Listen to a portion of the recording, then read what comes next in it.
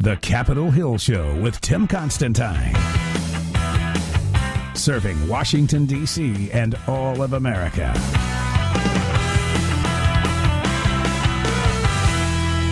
You have just taken over the reins of the Judiciary Committee in the United States Senate.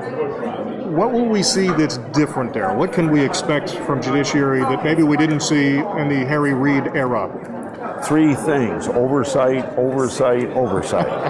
Novel concept. Secondly, I hope greater bipartisanship. I think I have a reputation for that.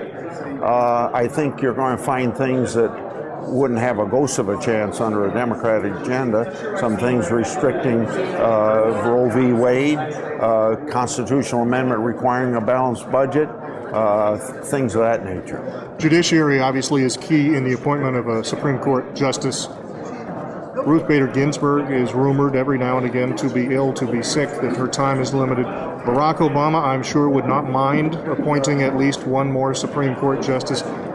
How will that process look different if he has the opportunity to make another appointment? Not any different. I don't know how you would do much to change that. Whether you have a liberal president or a conservative president, an appointment to the Supreme Court, first of all, takes a lot of time. I would hope, though, that since we have a Republican majority in the Senate, that the president would be very cognizant of getting them through. And you know, when the Democrats changed the 60 vote to 51, they did not do it for Supreme Court because they wanted that protection if we had a Republican president. So I hope they'll have the same respect for a Republican Senate when we have a Democrat president. But you know what I'm hoping? I think all of these rumors about she should resign come from the White House. I think she resents them, and I think she's going to stay on. And even though I don't agree with her opinions, she's a very thoughtful person, and we ought to respect her going when she wants to go. And I think she resents, and she ought to resent any people trying to push her out. The other place you have a lot of influence is the budget process, and that has not been an impressive process under Harry Reid. Matter of fact, most of the time there is no budget. What will we see different there? Yeah. You're going to see a budget every year because the 1974 law requires that we have a budget every year. And Reid violated that law by only having one budget debate, I think, in 6 years.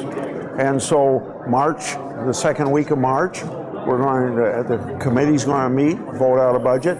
The next week, the Senate is going to debate that budget and pass it before the end of March. President Obama has sent budgets down that usually get little or no support. There have been multiple, even from his own political party. There have been years where he's gotten 0 votes from either party.